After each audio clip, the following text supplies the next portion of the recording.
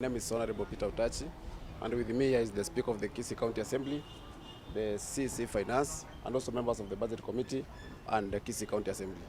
Today, we are the first county to pass the budget estimates for the financial year 2026-2027.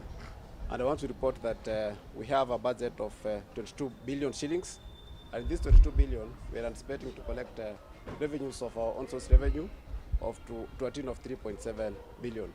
But I also want to report that this budget has good things for the people of Kisii County, because we factored in purchase of maram at 80 million and fuel at 120, which will facilitate the construction of roads across the county. Number two, we also have the highest budget for water, which will be 2.25 billion shillings, Kenya shillings. And this is because after we had purchased the machineries, now we had no option other than to also concentrate on giving people water. We also have a bigger budget in the Department of Medical Services, which will entail improving our level 4s, the Nyamache Hospital, equipping of Ogembo Hospital, and other things. Then I think that is what I can say. We also have a bursary, and this bursary we have factored in 315 million, which will be used in the forward budget, and that one will entail 7 million going to every ward. So I think it's only me who was 10 because I had to remove 3 million to balance. Then we also have a feeding program of 450 million, and this one will actually go to ensure that our kids get milk. And as governor has always indicated, we want to ensure that we give milk to grade 2. So we'll be giving to PP1, PP2, grade 1, and also grade 2. Then we also have completion and equipping, actually the equipping of the milk factory, that is at ATC. We have a budget of 433 million that will be used to equip that facility.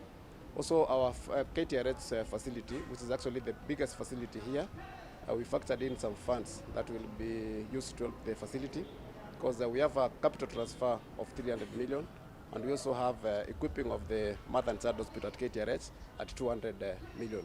We also have purchase of drugs, which is at 191.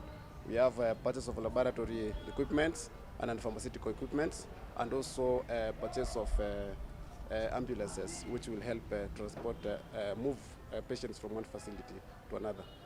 It's a good day for the people of Kisii, because the honorable members have passed the budget for 2026-2027, which has highlighted what expectation our people needs. And let me take this time, because the chair has spoken, to thank all the honorable members who have supported specifically my leadership as the speaker, to ensure that our people in Kisii, they have received service delivery. And as the members of the assembly,